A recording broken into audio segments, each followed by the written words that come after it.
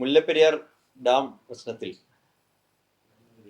National dam safety authority സ്വീകരിച്ച നിലപാട് അത്യധികം അപലപനീയമാണ്, പ്രതിഷേധകരമാണ്.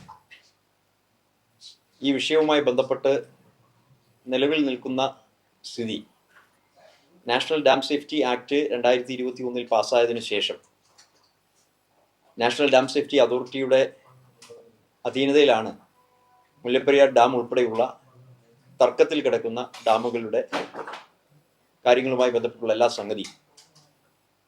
2022 ബഹുമാനപ്പെട്ട സുപ്രീം കോടതിയുടെ ഇടക്കാല ഉത്തരവിനെ തുടർന്ന് നിലനിൽക്കുന്ന മേൽനോട്ട സമിതിയുടെ എല്ലാ അധികാരങ്ങളും എന്ന് വെച്ചാൽ സർവൈലൻസും, ഇൻസ്പെക്ഷൻ, ഓപ്പറേഷൻ ആൻഡ് മെയിൻ്റനൻസ്, ഇങ്ങനെ 4 കാര്യങ്ങളാണ് മേൽനോട്ട സമിതിയുടെ അധികാര പരിധിയിൽ സുപ്രീം കോടതി നിശ്ചയിച്ചിട്ടുള്ളത്.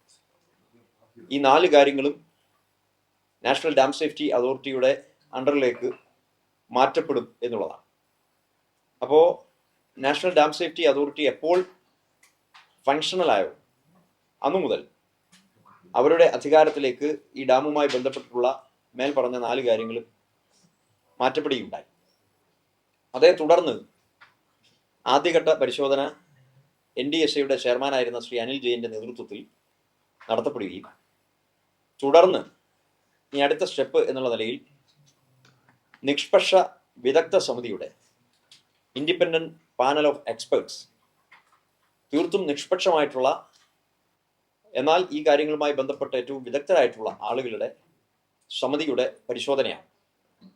കോംപ്രിഹെൻസീവ് സേഫ്റ്റി ഇവാലുവേഷൻ എന്നുള്ള നിലയിലാണ്, സമഗ്രമായ സുരക്ഷാ പരിശോധന. അതാണ് ഇനി അടുത്ത ഘട്ടത്തിൽ നടക്കേണ്ടത്. അത് നടക്കുന്നതിന് തൊട്ടു മുൻപ് കേരളം നിർദ്ദേശിച്ച പ്രതിനിധിയെ NDSA, national dam safety authority, ഏകപക്ഷീയമായി മാറ്റുകയും ആ സ്ഥാനത്ത് നിന്ന് മാറ്റി മറ്റൊരാളെ നിശ്ചയിക്കുകയും ചെയ്തിരിക്കുകയാണ്.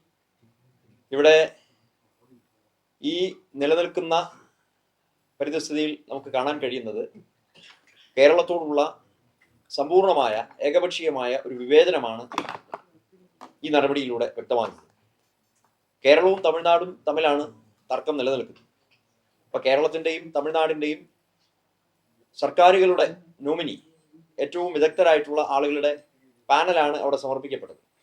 അപ്പോൾ കേരളത്തിൽ നിന്നും 3 പേരുടെ പേര് സമർപ്പിച്ചു. അതിലൊരാളെ, ഞാൻ മനസ്സിലാക്കുന്നതനുസരിച്ച്, ശ്രീ TK ശിവരാജനെ, മുൻ സെൻട്രൽ വാട്ടർ കമ്മീഷന്റെ ചീഫ് എഞ്ചിനീയർ, അദ്ദേഹത്തെ തെരഞ്ഞെടുത്തത് NDSA തന്നെയാണ്. കേരളം 3 പേരുടെ പേര് നിർദ്ദേശിച്ചു, അതിൽ ഒരാളെ അവർ നിശ്ചയിച്ചു.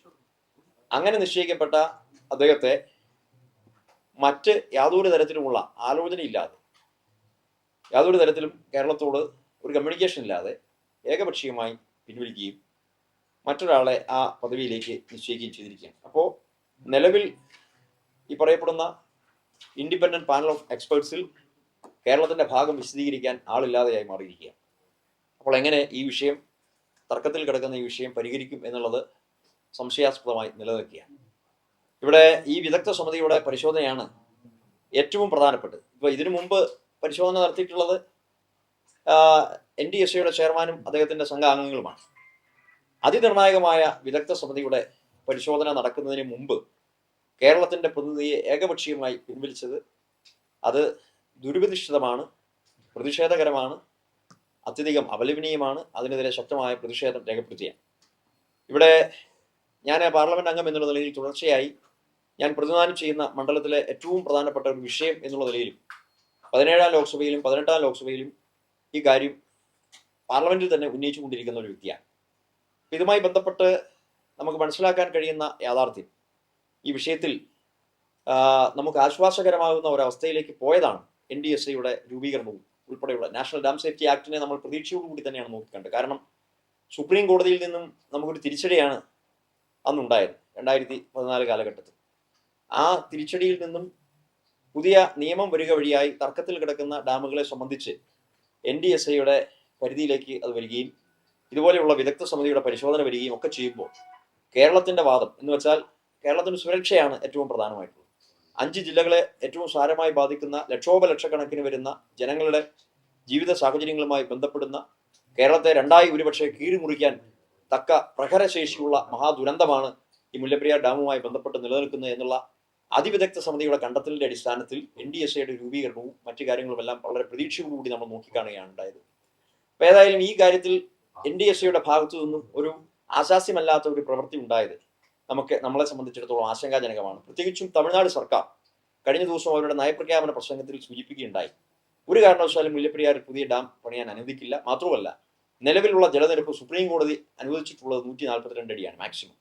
ആ 142 അടി എന്നുള്ളത് 152 ആക്കി ഉയർത്താൻ വേണ്ടിയിട്ടുള്ള ആലോചന നടത്തുന്നു എന്നുള്ള നിലയിലാണ് നയപ്രഖ്യാപന പ്രസംഗം വരെ നടന്നിട്ടുള്ളത്. അപ്പൊ അങ്ങനെ തമിഴ്നാടിന്റെ ഭാഗത്തു നിന്നും വളരെ അഗ്രസീവായിട്ടുള്ള ഒരു നിലപാട് സ്വീകരിക്കുന്നു. മറുവശത്ത് NDSAയുടെ ഭാഗത്തു നിന്നും കേരളത്തിനോട് നീതിരഹിതമായ ഒരു പ്രവൃത്തി ഉണ്ടാകുന്നു. അപ്പൊ ഏറ്റവും ശക്തമായ നിലയിലുള്ള ഒരു ഇടപെടൽ ആവശ്യമായിട്ടുള്ള ഈ ഘട്ടത്തിൽ ഞാൻ പാർലമെന്റ് അംഗം എന്നുള്ള നിലയിൽ കേന്ദ്ര ജലശക്തി മന്ത്രി ശ്രീ CR പാട്ടീൽ അദ്ദേഹത്തിന് ഇന്നലെ തന്നെ കത്തയക്കുകയുണ്ടായി. കേരളത്തിന്റെ ബഹുമാനായ ജലവിഭവ വകുപ്പ് മന്ത്രി ശ്രീ മോൻസ് ജോസഫ് ഈ കാര്യവുമായി ബന്ധപ്പെട്ടുള്ള പ്രതികരണം രേഖപ്പെടുത്തിയുണ്ടായി. ജലവിഭവ സെക്രട്ടറി, അഡീഷണൽ ചീഫ് സെക്രട്ടറി കൂടിയായിട്ടുള്ള ശ്രീ വിശ്വനാഥ് സിൻഹ അദ്ദേഹം ജലശക്തി സെക്രട്ടറിക്ക് കത്തയക്കുകയുണ്ടായി. കേരളത്തിന്റെ നിലപാട് കേന്ദ്ര സർക്കാരിനെ അറിയിച്ചിട്ടുണ്ട്, NDSAയും അറിയിച്ചിട്ടുണ്ട്. അപ്പൊ അതുമായി ബന്ധപ്പെട്ട് കേന്ദ്രമന്ത്രിയുടെ ഇടപെടൽ, കേന്ദ്ര സർക്കാരിന്റെ ഇടപെടൽ പാർലമെന്റ് അംഗം എന്നുള്ള നിലയിൽ ഞാൻ ആവശ്യപ്പെട്ടിട്ടുണ്ട്. എത്രയും പെട്ടെന്ന് തന്നെ കേരളത്തിന്റെ അംഗത്തെ പുനഃസ്ഥാപിച്ചു നൽകിക്കൊണ്ട്, ഇനി അഥവാ മറ്റെന്തെങ്കിലും തരത്തിലുള്ള ഒരു വിഷയം അവിടെ നിലനിൽക്കുന്നുണ്ട് എങ്കിൽ കേരളവുമായി കമ്മ്യൂണിക്കേറ്റ് ചെയ്തുകൊണ്ട് വളരെ ഫെഡറൽ സംവിധാനത്തെ ഏറ്റവും ശക്തിപ്പെടുത്തുന്ന വിധത്തിൽ, എന്ന് വെച്ചാൽ കേരളം ഈ യൂണിയൻ ഓഫ് ഇന്ത്യയിൽ അല്ലെങ്കിൽ ഈ രാജ്യത്തിന്റെ ഏറ്റവും അവിഭാജ്യ ഘടകമാണ്. സ്വാഭാവികമായും കേരളത്തിന്റെ വാദഗതികളെ ഏറ്റവും നല്ല നിലയിൽ പരിഗണിച്ചുകൊണ്ടുള്ള തത്വതാധിഷ്ഠിതമായിട്ടുള്ള ഒരു നിലപാട് കേന്ദ്ര സർക്കാരിന്റെ ഭാഗത്തു നിന്നും NDSAയുടെ ഭാഗത്തു നിന്നും ഉണ്ടായാൽ ഈ വിഷയത്തിൽ ഒരു പരിഹാരം നമ്മൾ ആഗ്രഹിക്കുന്ന തലത്തിൽ ഉണ്ടാകുമെന്നുള്ള ശുഭപ്രതീക്ഷയാണ് ഇക്കാര്യത്തിലുള്ളത്. ഇക്കാര്യത്തിൽ തമിഴ്നാട് സർക്കാരിന്റെ ഏകപക്ഷീയമായ നിലപാടും NDSAയുടെ ഈ ഏകപക്ഷീയമായ നിലപാടും കൂടിച്ചേരുമ്പോൾ കേരളത്തെ സംബന്ധിച്ചിടത്തോളം ഉള്ള ആശങ്ക ഇവിടെ പ്രകടിപ്പിക്കുകയാണ്. അതിശക്തമായ നിലയിലുള്ള പ്രതിഷേധം രേഖപ്പെടുത്തുന്നു. കേരളത്തിലെ ജനങ്ങളുടെ സുരക്ഷ ലക്ഷ്യം വെച്ചുകൊണ്ടുള്ള നടപടികളുമായി മുൻപോട്ട് പോകണം എന്നാവശ്യപ്പെടുകയാണ്. അല്ല, ഈ കാര്യത്തിൽ UDF എന്നോ LDF എന്നോ ഇല്ല. കേരളത്തിന്റെ സുശക്തമായ അല്ലെങ്കിൽ ഏറ്റവും സുവ്യക്തമായ നിലപാടാണ് രാജ്യത്തിന് മുൻപ്. ഞങ്ങൾ പാർലമെന്റ് അംഗങ്ങൾ കൂടുതലും, അതോടൊപ്പം തന്നെ വ്യക്തിപരമായി ഞാൻ പ്രതിദാനം ചെയ്യുന്ന മണ്ഡലം എന്നുള്ള നിലയിൽ ഈ വിഷയത്തിൽ ഏറ്റവും കൂടുതൽ പ്രാവശ്യം ഞാൻ തന്നെ പാർലമെന്റിൽ ഈ കാര്യം ഉന്നയിച്ചിട്ടുള്ളതാണ്. ഒരുപാട് സബ്മിഷൻസ് ഉൾപ്പെടെയുണ്ട്.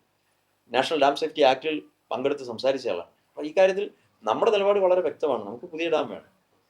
ഇപ്പോൾ ആധുനിക കാലഘട്ടമാണ്, ടെക്നോളജിയൊക്കെ ഏറ്റവും പുരോഗമിച്ചിരിക്കുകയാണ്. ഈ ഇൻഡിപെൻഡന്റ് പാനൽ ഓഫ് എക്സ്പെർട്സിന്റെ പരിശോധന ഏറ്റവും സുപ്രധാനമാണ്.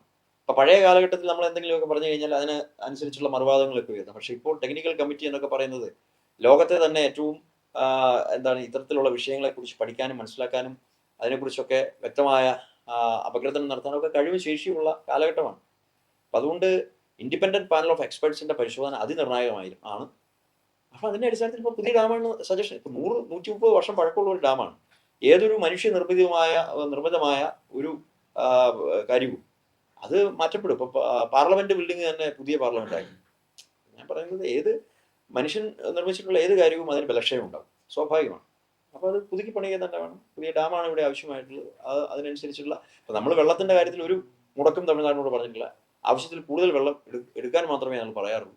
അതുകൊണ്ട് കേരളത്തിന്റെ സുരക്ഷ, തമിഴ്നാടിന്റെ വെള്ളം, ആ നിലയിലുള്ള നിലപാടുമായി പുതിയ ഡാം, പുതിയ കരാർ എന്നുള്ള നിലയിൽ കാര്യങ്ങൾ മുന്നോട്ട്